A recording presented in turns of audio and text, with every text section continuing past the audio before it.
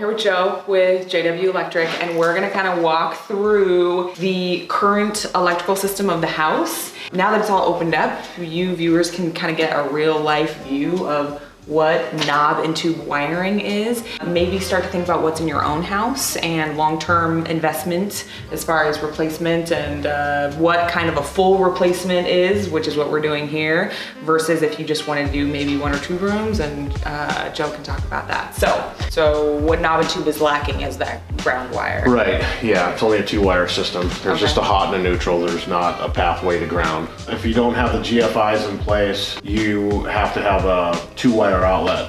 Why does some of it have a cloth layer on it and others don't, other areas don't? This is just areas that protect the wire is all it's doing. As long as the knob and tube has been what they would call unmolested, like this going up the wall here, doing what it's done, it's been that way ever since they put it in. It's definitely not safe to today's standards, but as long as it hasn't been touched, normally, you know, it can go on and do what it's been doing for many years. And this would be okay the way they splice into it, but a lot of times they'll do it up in an attic, like right here, and they'll just have it, you know, open splice in the attic where they've used some wire nuts, or back then they didn't even use wire nuts. They just twisted it together as tight as they could, and then they'd tape it up. An attic where there's insulation and stuff with that open splice like that, if it becomes loose because it's not got something that's holding it all together, it comes loose and it heats up, and eventually it could burn. Most of your electrical fires come from or improperly installed electrical, and that would be improperly installed electrical. Which is why oftentimes when you buy a house, your insurance provider is going to ask you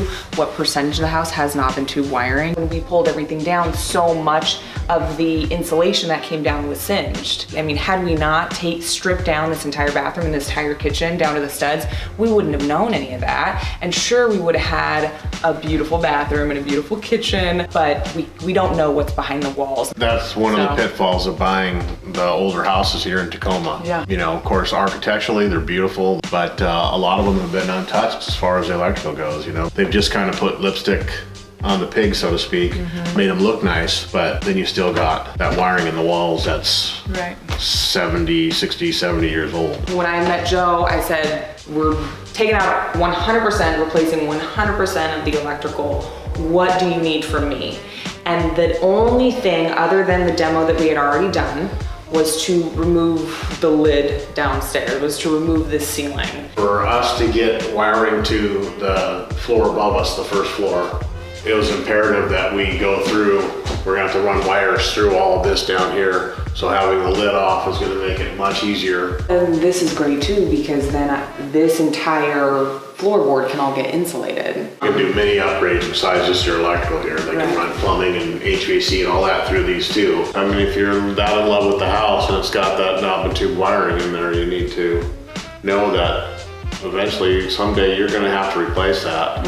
It's getting harder and harder, as you know, through the market to get these through inspections with knob and tube. So, buyer beware.